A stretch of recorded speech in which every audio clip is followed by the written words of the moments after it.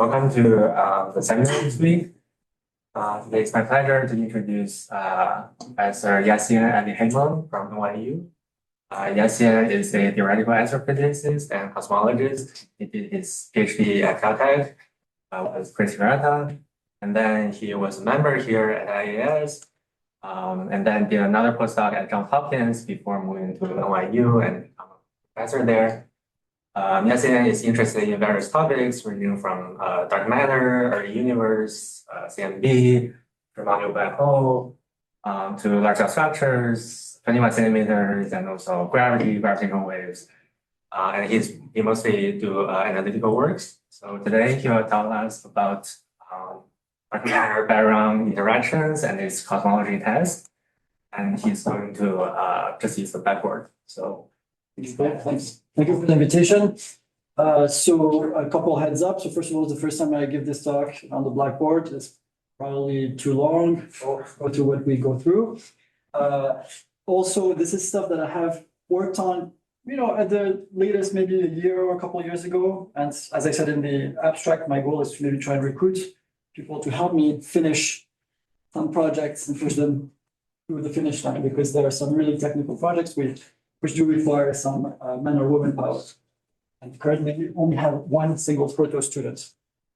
But so Vera just arrived. I was just going to say, since Vera is here, you probably have read all the introduction about dark matter baryon scattering, in particular in the context of cosmological probes. So the brief introduction, we know how much dark matter there is to the percent level, thanks in particular to the CMB.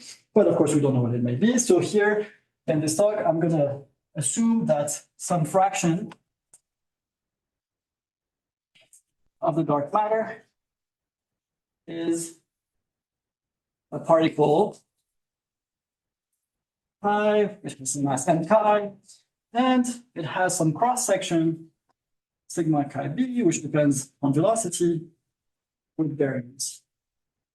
What I mean by baryons could be nuclei, it could also be electrons, you could have multiple interactions at once, but this is what we're going to focus on, keeping it general. And also, this particle chi might have some self-interactions with also some cross-section sigma chi chi.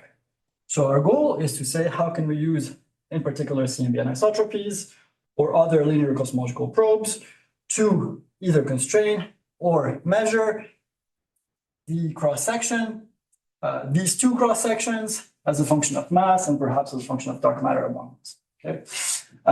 We are going to parameterize this cross-section, which will be the main focus, as some overall amplitude times, so some power law in the velocity.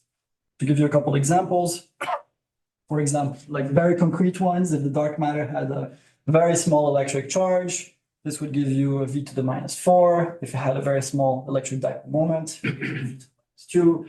And then you have more particle physicsy, less intuitive motivations for, but Vera can tell you all about them with effective field, with effective theory or positive power laws of the individual. Okay.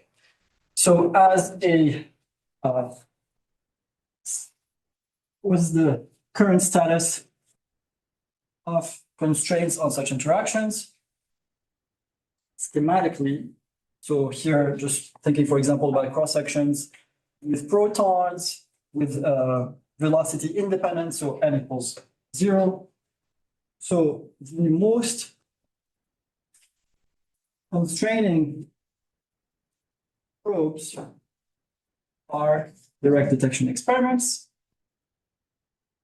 So what direct detection experiments do is that they set some really strong limits on the dark matter proton or dark matter nucleon cross-section down to something like 10 to the -46 centimeters squared. And this reaches its minimum for like 100 GeV. Okay. So this is by far the most constraining in terms of how well it goes down. But there's two things. One is that there is, for underground experiments,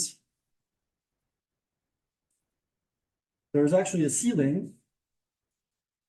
So if the dark matter interacts so much, it actually thermalizes even before reaching the detector, so you cannot actually detect it. But there are still some constraints around here from XQT, so sounding rockets, so experiments that are over ground. How many units are to the both the? So here, yeah, so what I was going to say, so cosmological probes can probe this region here, and here we have 20 orders of magnitude, something like that. But the point is, they can probe both regions which may not be completely excluded. You have sometimes some narrow slivers of parameter space in this region which are not completely excluded. And most interestingly, they can probe lighter dark matter particles which are not easily constrainable by direct detection experiments. Right, so just strong self-interaction not get ruled out by early universe constraints? Good. So this was about the self-interaction. Strong self-interaction. So if you assume that dark matter starts initially cold, okay, until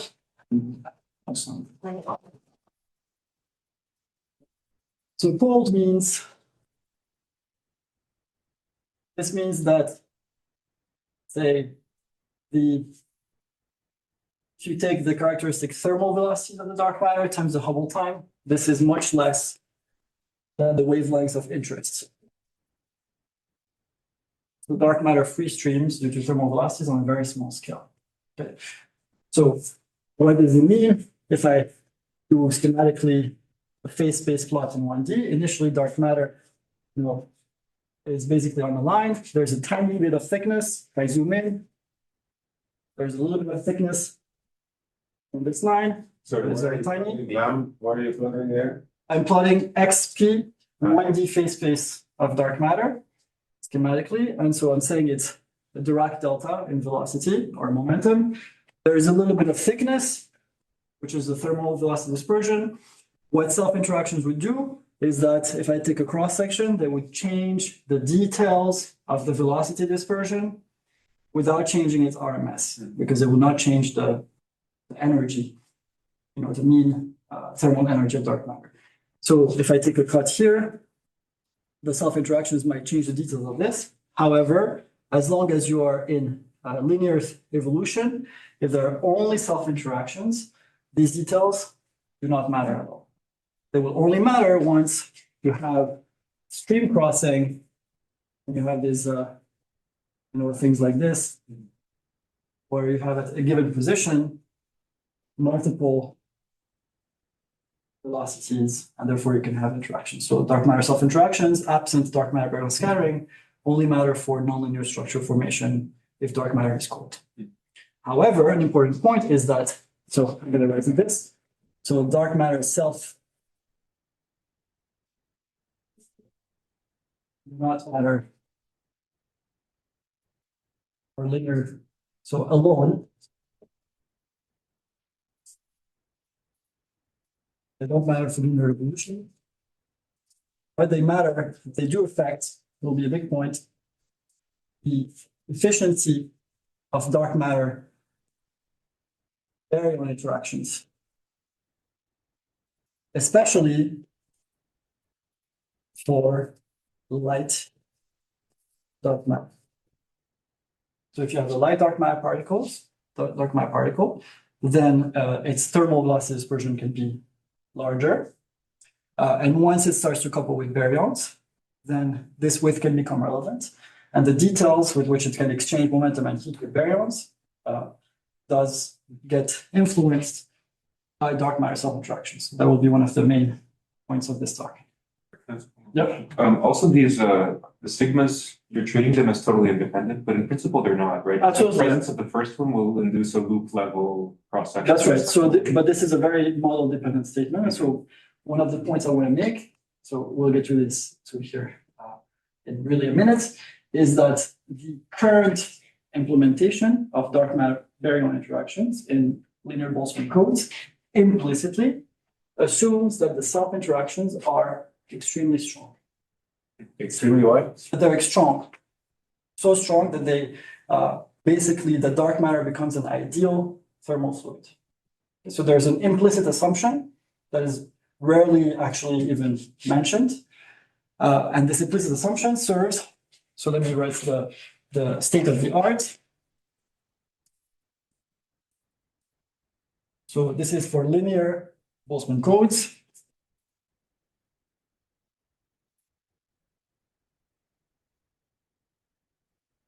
And Vera is one of the people who contributed a lot to this.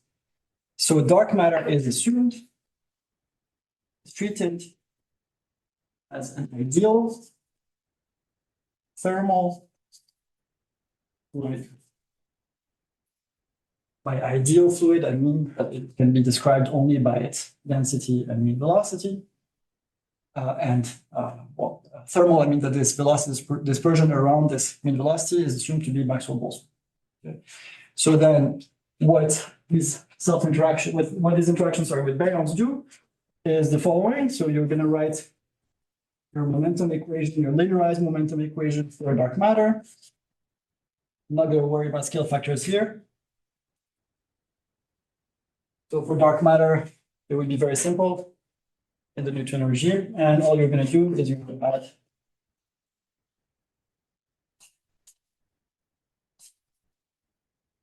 some drag term that couples baryons to dark matter. Likewise, you will write an equation for baryons, which satisfies total momentum conservation. And in addition to this, so this is for the momentum exchange, you will also write an equation. Here, I will put the Hubble expansion. It's easy to do. And you'll have some other coefficients. So this is, and likewise, you have an equation for baryons. So baryons have their own temperature evolution, which is more complicated than this because they couple to photons. Likewise for the momentum. So what you do currently in the code is add a term like this by coupling dark matter to fluids. And then these coefficients under this assumption are linear in the cross-section and it can be computed explicitly as functions of temperature and relative velocities. So let me tell a little bit more about this. So this gamma kb, for example, is a function of k over m chi plus t over mb. That is the relative thermal velocity of dark matter. And in fact, it is also a function of the local mean relative velocity between baryons and dark matter. So that's one more subtlety here, which will be product 2. This relative velocity compared to at least this piece is typically Mach 5. Okay, so this guy is so chi b around redshift of 5,000 or so is 5 times Tb over Nb. Okay, this is something that Dmitry Tsilyakovich and Chris Hirata shows, that relative motions between dark matter baryons typically are supersonic. So what this means, and this fluctuates, this is the RMS, this fluctuates on hundreds of megaparsecs. What this means is that this function here is a highly fluctuating function space. It's a non-homogeneous function. This coefficient that multiplies the relative velocity itself fluctuates as a function of relative velocity. So this term here is fundamentally nonlinear.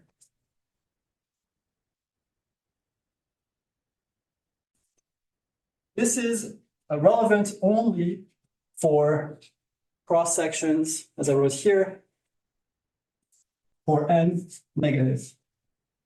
Typically for n equals -4, but also to a lesser extent for n equals -2. Why is that? When the dependence on the velocity is a negative power law, then in the early universe, dark matter and baryons are decoupled, then they couple at late times. And this statement that I made here is a late time statement. At early times, the relative velocities are subdominant to.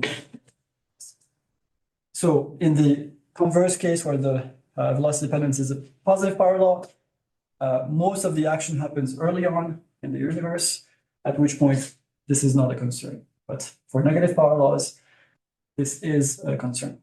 So what is typically done is a linear ansatz. Substitute this function by this mean temperatures and RMS of the relative velocity. So now you have a function which is no longer a local function. It's no longer, doesn't have any position dependence. And then you can put this into a linear Boltzmann code because this is now, again, a linear equation. Then you can run the code and solve for the. The second term is already a perturbation, right? It multiplied by V, right? So Yes. if I'm doing linear, shouldn't I just put there? Well, so what I'm saying is that this depends on V in a non-perturbative way. So usually you think of V as small compared to lambda over h, to like 1 over kh, right? So here, to ask whether I can perturb this, the V is perturbative, the relevant comparison is V compared to the thermal velocities, and that is not small. So, V is dimension 4. You have to ask what you're perturbing. So indeed, here you have the V dot grad V, but here the small parameter would be, as I said, like V times K, right? V times K, H, whatever. And here the relevant parameter is this over this. So it's a non-perturbative term. So another way to put it is that the momentum exchange rate normalized to the relative velocity is a highly inhomogeneous function. It's a function that really fluctuates by order unity in space. Okay, so what we're going to talk about is two things. So project 1, we're going to address this issue, this question, go beyond this, and this is mostly relevant for light dark matter particles. And project 2 is to talk about the consequences of these nonlinearities. Okay. Questions so far? Okay, so project 1. So it's beyond ideal thermal physics. Okay. So what's the motivation? So CMB and isotropies, and also I'm not going to talk about this, but CMB spectral distortion, so the shape of the CMB frequency dependence is sensitive to these dark matter baryon interactions. So they're sensitive to the details of dark matter baryon decoupling. They're sensitive to exactly how this decoupling happens over time. Okay. There are, in particular, there's a residual momentum exchange or heat exchange even after the official decoupling time. Okay, so you can compute this gamma chi b divided by Hubble. When it crosses 1, it gives you official decoupling time. But what I'm saying is that even after this official decoupling time, what matters, if we're looking at percent level corrections to the CMB, what matters after this official decoupling is relevant. So this ideal thermal fluid approximation is only relevant, is only accurate if pictorially the rate of dark matter self-interactions is much greater than the rate of dark matter baryon interactions throughout the relevant time, so that even once the dark matter baryon self-interactions are just like after the decoupling, you can still use the thermal approximation to compute the momentum exchange. Okay. This is does not have to be true in every single model of dark matter. Okay. So what are the reasons to go beyond the ideal thermal fluid? So 2 reasons. So one is like sort of the pessimistic, less exciting way to present things. Oh, if your dark matter particle actually is weakly self-interacting and you use this approximation, you may get things wrong. Okay? And as I'll show you, you may get things wrong by factors of 2 or 3.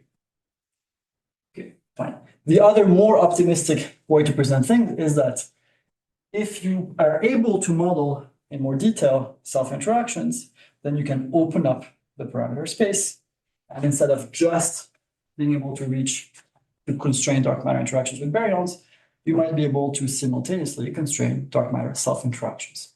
Okay, so Can you just jump the gun a little bit and ask you if we Can you just like give me a preview of like what direction are we gonna be wrong? Right? Because I'm from a specific perspective, which is like implementing this in like simulations in n-body forms Yeah. will lead to like the correct treatment if we're not implementing self-interactions, but understanding how the two relate, like the cosmological bounds and like the actual implementation of the interaction itself. I'm really wondering what direction are we wrong? So what do you mean by the direction exactly? You mean like if we're So if over or we- underestimating? Let me You see. think it's okay to come to it. I just want to kind of. Yeah. So let me see. I had this in paper.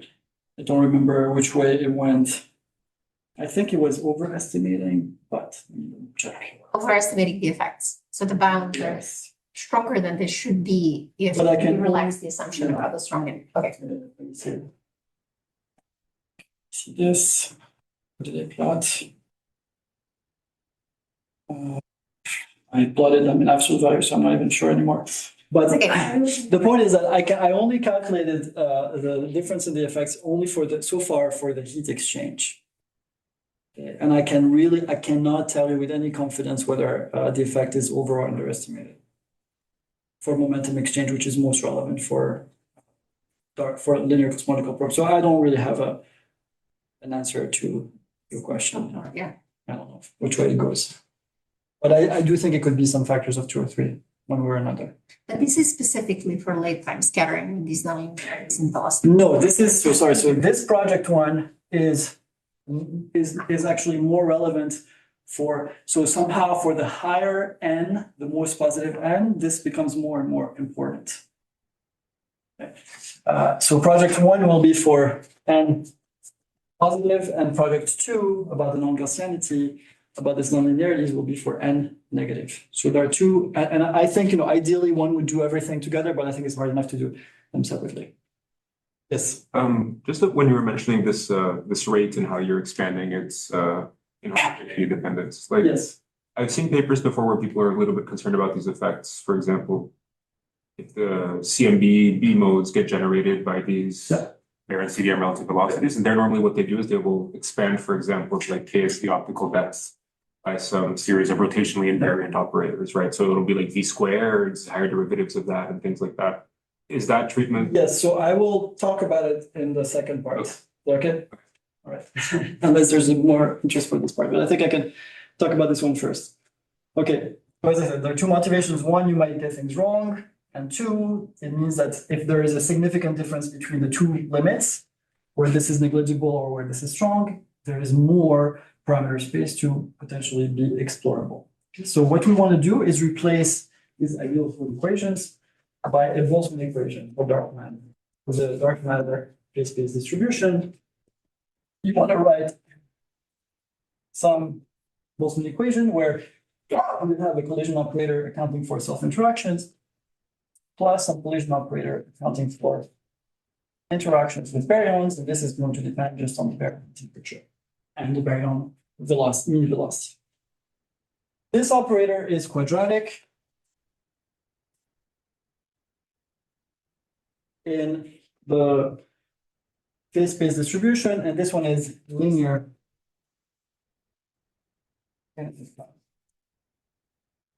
What this operator does is that if it is large compared to like the time dependence, it will push the dark matter phase space distribution to indeed reach a Maxwell-Boltzmann distribution at some temperature T chi and with the same velocity as the baryons. Okay, so when this operator is strong, is large compared to this term, this treatment becomes valid. So what I have explored so far is the limit where this operator, in fact, is to bracket, the range of the two effects. So this dark matter baryon operator, in more detail, looks something like this. So it's a function of velocity. You can write it generally some differential rate. Prime to V,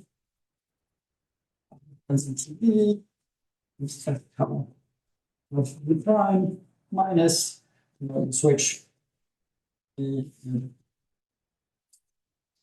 So in general, if you really want to do things exactly, this is what you should solve for. So you would have to solve an integral differential equation for the dark matter phase space distribution. And then you would have to compute, rather than compute an equation for V chi, you would compute an equation for VB, okay, which would depend on integrals of F chi.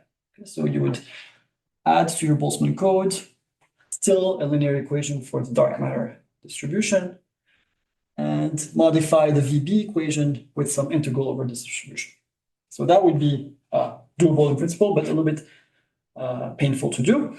So what I proposed in 2018 is to approximate this by a Fokker-Planck operator.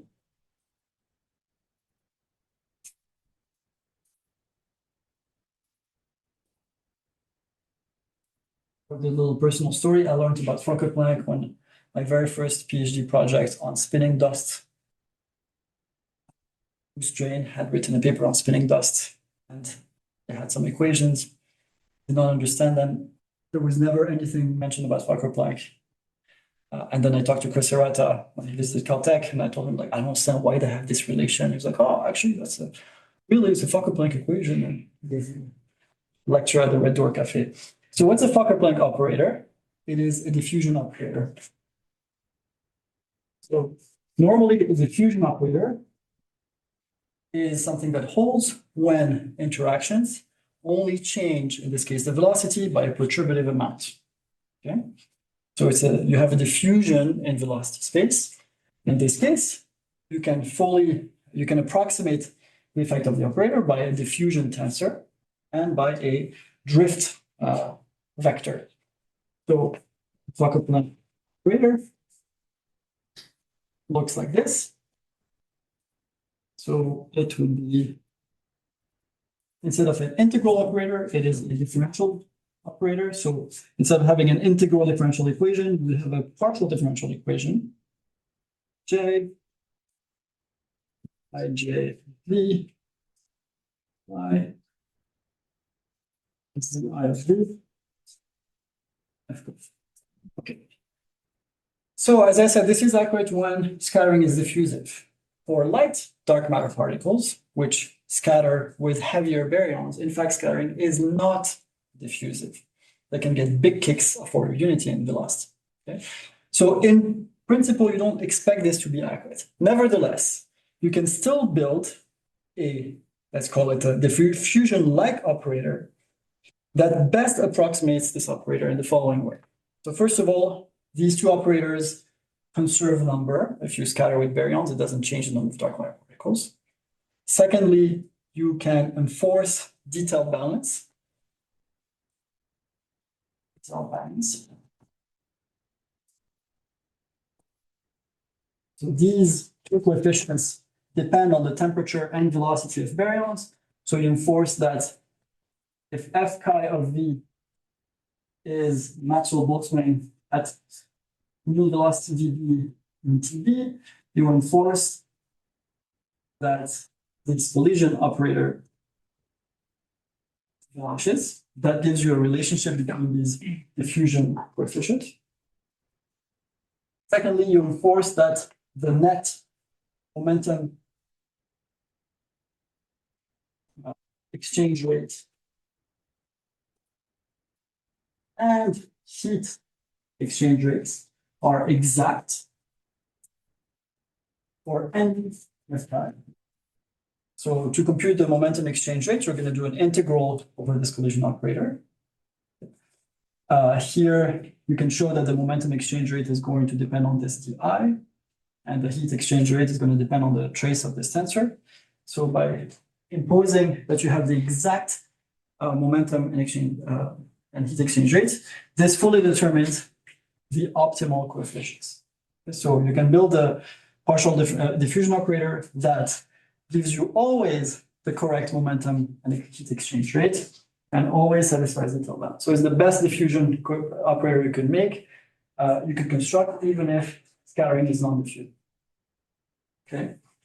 So what I did so far, I have implemented this for the background. So if f chi, which normally is a function of position and velocity, in the case where it only depends on the magnitude of the velocities, where it's isotropic and homogeneous.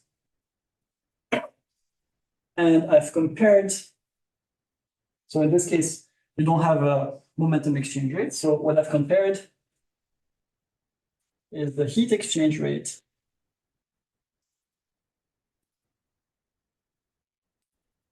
in the two extreme limits, one where you have a Maxwell-Boltzmann distribution, which is the limit of strong self-interactions, and one where you have zero self-interactions, and you approximate the collision operator by this Fokker-Planck operator.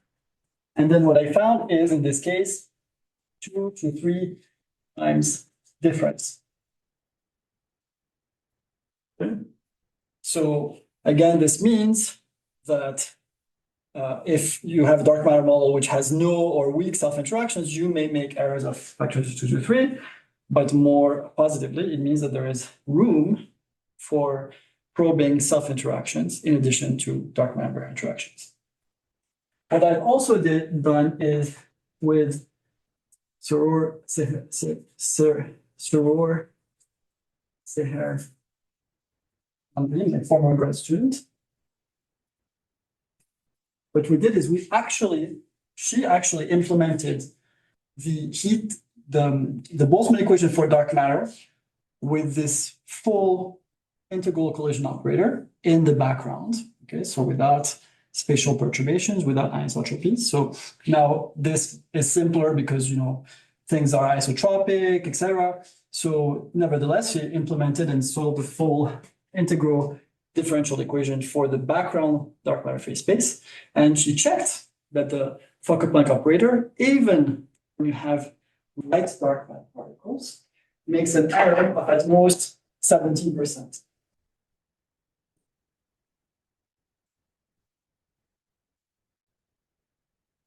Let's say around 1%.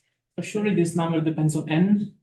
Right. So this is for with over multiple n's, the worst error was 20%. Multiple meaning Up to n equals 4 or plus 4. Yeah. I only did the positive. In what quantity? Sorry. In the heat exchange rate. Okay. So it's really literally basically this quantity.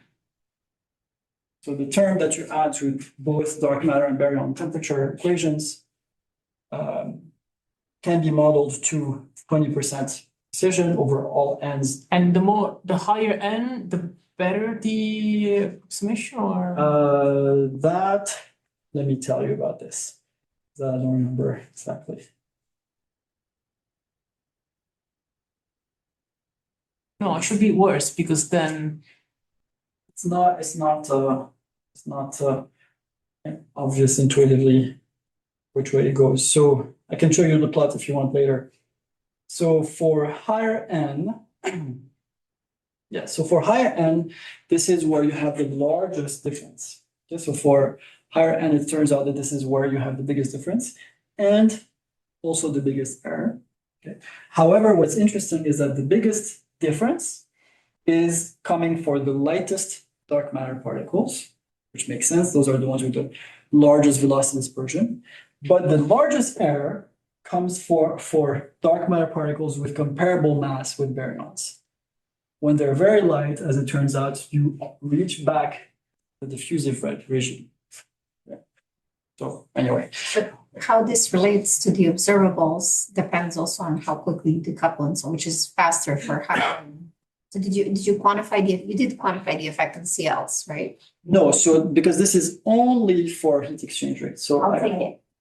I didn't quantify the effect on CLs because I think it's possible that, to be fully pessimistic, that this number is not at all, does not reflect what happens for the momentum exchange rate. I think, there are some arguments why, I made some arguments why, yes, for the heat exchange rate, indeed things become sort of diffusive, but for momentum exchange, this doesn't necessarily work. Yeah, but it might change how quickly you decouple, and that also matters. as to what, because it's like integrated over some redshifts across which you. Yeah, so it doesn't really change. I think, so I want to quantify all these things, but I think what it mostly does is shift when you decouple. I don't think it really changes. Like if I was to plot some normalized, whatever, say, some heat exchange rate, okay, normalized adequately over something like something that would be 1, and then it would go to 0. What I'm saying is that it looks mostly like this. Yes, it It's might probably- be better for small scale probes, depending on what's happening with the transfer, but Yeah. the cutoff is what you're very sensitive to, But I'm saying it's not like gonna change the slope so much.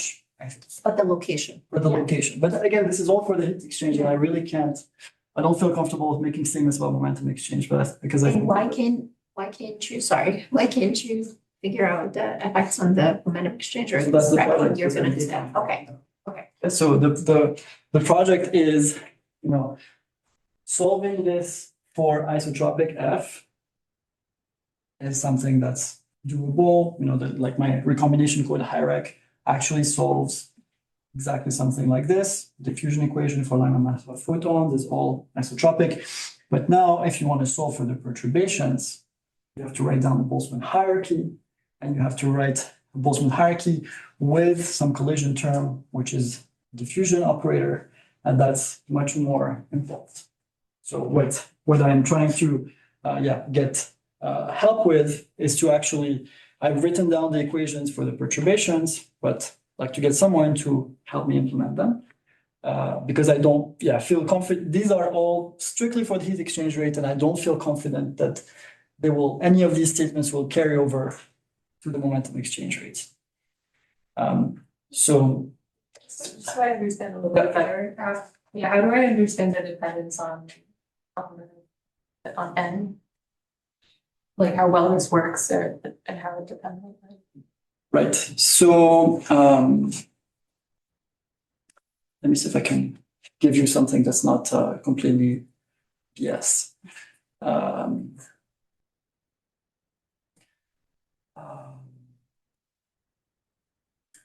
I don't really have a good.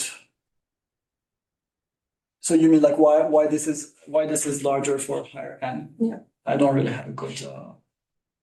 I wish I had a good intuitive explanation, but I don't really have a good intuitive explanation. I do. Okay, I have one. Actually, I do have one explanation, which is the following: which is that for I think you can show that if sigma v, so there is one limit, or I think it's n equals -1, where you can show that the collision operator actually gives you exactly Maxwell for the homogeneous case. Okay, so there's for n equals -1, it turns out that you get exactly Maxwell's. And so the only reason I can give you is that the further away you are from that, the more difference you are. But again, this statement does not apply to perturbations.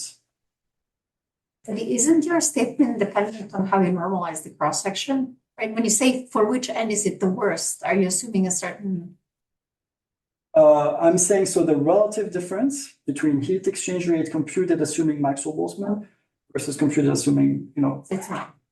it doesn't depend on the cross section. It's all relative difference. And so there is one limit where for the homogeneous case, you can show you get actually exactly Maxwell-Boltzmann. And that's something Bertschinger had shown this to in one of his old papers, where he was looking at dark matter self-interactions in the early universe. So yeah, the project would be to implement perturbations, number one. Number two, likewise to here, check that this Fokker-Planck approximation is accurate. Ideally without having to actually implement the whole thing in a Boltzmann code.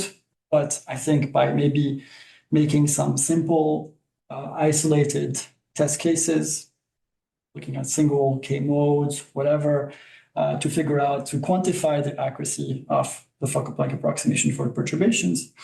The third point would be to also deal with, I erased it now, I didn't erase it, but where's it, the sigma chi chi. Yes, this operator, if we really want to be able, the goal here is to build a code that generalizes that you can input sigma chi b and sigma chi chi, and that gives you everything accurately. And so one needs to also figure out, so far I have just set this to 0, but how to accurately interpolate between no interaction, no self-interactions, and strong self-interactions. And that's hard because this is a quadratic operator. I do think there are some tricks we can use, namely using the fact that this preserves the Maxwell-Boltzmann distribution at any temperature. So we can try and build also some diffusion operator by enforcing that some important conditions are preserved, but that's something to think about. And the ultimate goal would be to, make forecasts. So pictorially, what I have in mind is here, imagine one given mass of the dark matter. Right now, what we have implicitly are upper limits are on sigma chi b in the region where sigma chi chi is large. This is how I interpret the current limits, because they're using this fluid approximation. So they're implicitly placing themselves in this high sigma chi chi limit. So I don't know which way it's going to go. If one is able to extend down to low self-interactions, are we going to have weaker or stronger limits? I'm not sure. This is again the sort of pessimistic view, but the more optimistic view, after all, if we bother with implementing all of these things, is that maybe instead of always putting upper limits, because that's boring, maybe there could be some detection. So would there be a detection that? So I don't think you can detect sigma chi chi, or that would be super optimistic, but what could happen is that you could have some contours like this, or something like this. So this is the kind of forecasts idealized that I like to be able to make. Okay? How well with the Simon's Observatory or whatever futuristics in the experiments, could they, beyond just the baryon dark matter baryon cross section, what could they tell us about dark matter self interactions in addition to that? Does that make sense? There, I have something to. I really like that figure. Oh, thank you. This is, by the way, this was an NSF proposal that got last year. Didn't make it because of Trump. Not that it had anything that Trump didn't like, but because of budget, just resubmitted it. But if it gets accepted, I'm gonna need help. So that was the first project for the self-interactions. Now the second project is about dealing and in fact making use of this nonlinear dependence. Okay. So for the second project, I'm going to, because it's too difficult to deal with both of them, I'm just going to assume strong self-interactions. Okay, I'm going to assume that the fluid approximation is valid. Okay, and now I will ask, so I will probably not have the time to discuss this, but we did show with, again, Soror and Tristan Smith, that in fact, this linear ansatz can be rigorously justified in a way that I don't think anyone had understood. So this was kind of put in by hand at first by Cord Dvorkin, Fear Bloomberg, and Mark Kamiankowski, and we showed that in some specific case we can actually prove that this is correct. So this holds for CMB power spectra, but now what I'm interested in is the fact that this is nonlinear and this leads to possibly non-Gaussianity. So this is Gaussian signatures.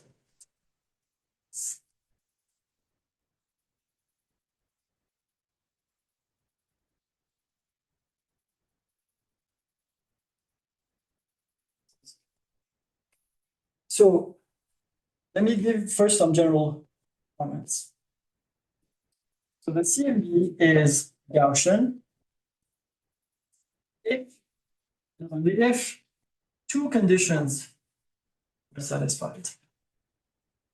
The initial conditions are Gaussians.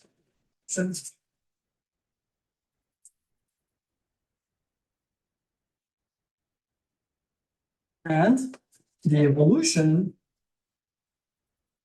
from initial conditions to the last scattering is mostly linear. Okay? So typically when people search for non-Gaussianity in the CMB, so there are two, the main, when one thinks of a non-Gaussianity, typically one assumes linear evolution and one looks for primordial non-Gaussianity. There's also another type of non-Gaussianity in the CMB that is caused by lensing, for example, where we assume Gaussian conditions and we use the fact that lensing is effectively some nonlinear effect on CMB photons. Okay, but this nonlinear effect happens much after last scattering, so in some sense, it's simpler to deal with. So here, what I'm interested in is the case where initial conditions are Gaussian, but these dark matter-baryon interactions causes some amount of nonlinearity in the evolution of perturbations. Another important point, I don't know if I get to describe it, but these non-Gaussianities, so there will be non-Gaussianity in the temperature field and in the polarization field, but importantly, there will also be a B-mode polarization.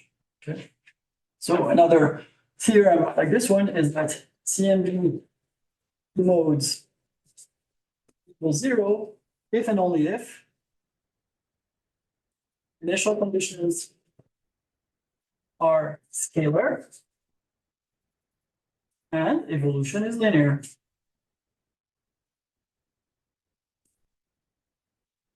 So typically when you hear about searches for B modes, the motivation is to look for non-scalar initial conditions, tensor initial conditions.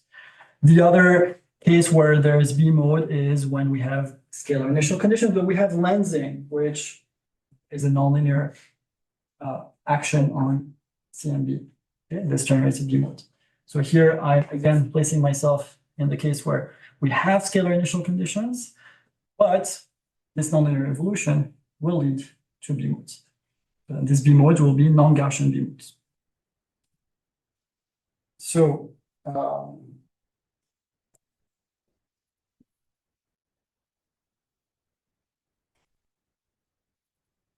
let's see. So as I said, this momentum exchange rate here is nonlinear at order 1. In the sense. So what we showed in, again, with Smith, this was in 2024. We showed that if the dark matter interacting fraction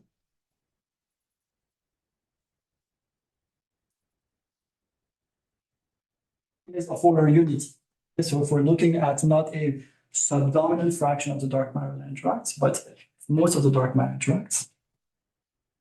And if the cross-section scales as 1 over v to the 4th, 1 over v squared, then the effect of dark matter baryon interactions is linear in CMB,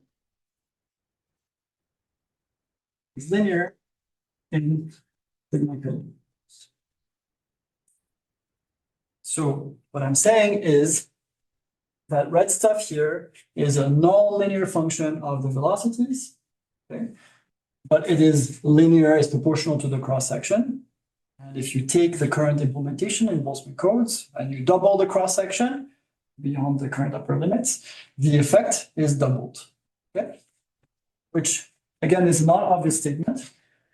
Why? Because, for example, if you took a dark matter interacting fraction, which is very subdominant, then you could actually thermalize that subdominant interacting fraction of dark matter, which is a highly nonlinear effect.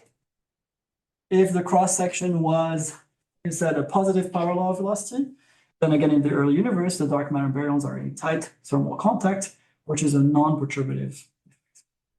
If these two conditions are satisfied, then basically the CMB probes the moment in time where these interactions are just starting to ramp up. Later on, 21 centimeter could probe times where they are stronger, but the CMB is probing interactions where they're just starting to ramp up, and the upper limits are such that you never get a fully nonlinear coupling. You just get a perturbative coupling, so linear and sigma k. So what this means is that I can treat this whole red term here as a perturbation, but keep the full nonlinear dependence on relative velocities in these perturbations. Okay, so I will write here I'm going to add a bookkeeping parameter epsilon. Okay, and I'm going to write all my observables, be it temperature or polarization, as some standard piece, which is independent of the cross section, plus some piece which is linear in this red term. Okay, so this theta 1 thematically is going to be some Green's function response. I'm going to put some indices because we have a vector, some convolution with gamma maybe. Okay, so there is some generalized Green's function. This is a function of time. It's a function of either position or momentum, whichever one you wish, but this is a non-linear function of v chi b, and there's a linear response function to compute the effect on observables. So this is key because, again, if this was non-perturbative, it would be really difficult to compute anything, but now because it's perturbative, I can compute, well, someone can help me compute this Green's function. So what I've already shown is, if you're familiar with the line of sight integral, which you should be because Matthias Zaldaga is here. So the line of sight integral tells you that you can relate the CMB temperature or polarization to some integral along the line of sight to of the photon monopole perturbation, the baryon velocity, and also the photon quadrupole. So all you need to do is find the Green's function responses of these three things. How these things respond to a perturbation in the baryon dark matter momentum equation. And that will give you your Green's function, which you can then convolve with the line of sight to get this response. So this perturbation will give us two things. First, it will give us some perturbation to the angular power spectra, by which I mean TT, TE, EE, which at linear order in this epsilon will be the cross correlation of the standard observable with this perturbation. And again, as an aside, what we showed in the paper with Soror and Tristan is that you can compute this. You can use the fact that here you're using the standard V chi B, and you can prove using properties of Gaussian random fields that this ansatz actually holds exactly in this limit. And this also gives you, because this theta 1 is basically is a completely nonlinear function of relative velocity, it also gives you a tri-spectrum. So connected 4-point functions. So you take the 4-point function with different LMs and you subtract what you would get for the Gaussian, and this will be non-zero and it will be linear in this theta 1. Okay. At the twiddle level, the tri-spectrum would look like this. It will depend on one of these perturbations. And so at the linear level, it will look like, at the twiddle level, it will look like the standard CL. CL. Of course, it's not what it is. It's much more complicated, but it scales-ish like that. Okay. You also get B modes from this. Exactly. So this is what I was saying. You get B modes for the same reason for the nonlinear. So the delta CL you're saying will be both temperature. That's right. It's just everything. So the fields, let me erase one thing and write the final thing. Say, so what we want to compute, and this is as an aside, I will not have the time to describe it, but I had a series of papers with my former student, Trey Jensen, where we did this exercise for primordial black holes, for which the effect on the CMB also had this non-linear dependence on relative velocities. So what we will get, so I have part of the tools to complete all these things. So you get these parity even. You get 5 parity even by spectra, but you also get 4 parity odd by spectra involving 1 D mode. As an aside, in I don't remember when it was, 2013 or something, with Don Meerberg and friends, we wrote a paper on the D mode bispectra of the CMB in the CMB and how this could probe like tensor scalar non-Gaussianity. And we had lots of discussions even with well-known people who were telling us, oh, but this must vanish. Okay, so things like this always vanish. Why? Because if I have a T, the D, I can rotate it to this configuration. So I can rotate it, and this should be rotational invariant to the parity, to the, to something which would be the mirror image. Whereas if I have now this, I cannot rotate it to its mirror image. Okay? So what this means is that this one and this one, these two configurations, which are mirror images, have a minus sign in the bispectrum, and likewise for the trispectrum, but they're not zero. Okay. So why are those specifically especially interesting? Because the noise in the B modes, if you don't assume initial tensor modes, the noise of the B mode only comes from lensing. In principle, could even be partially removed. So this things where you have TTTB versus TTTE should be a higher signal to noise.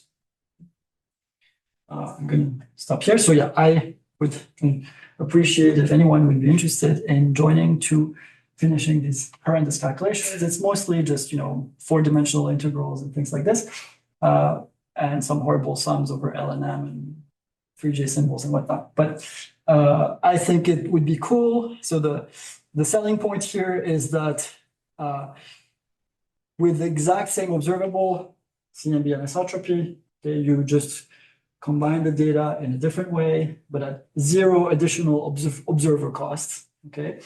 And we showed in the context of primordial black holes, in particular we did like stage 4, but Simon's observatory, because of the high sensitivity to polarization, you should be able to gain sensitivity to, in our case, primordial black holes, but I think in this case, to dark matter and scattering.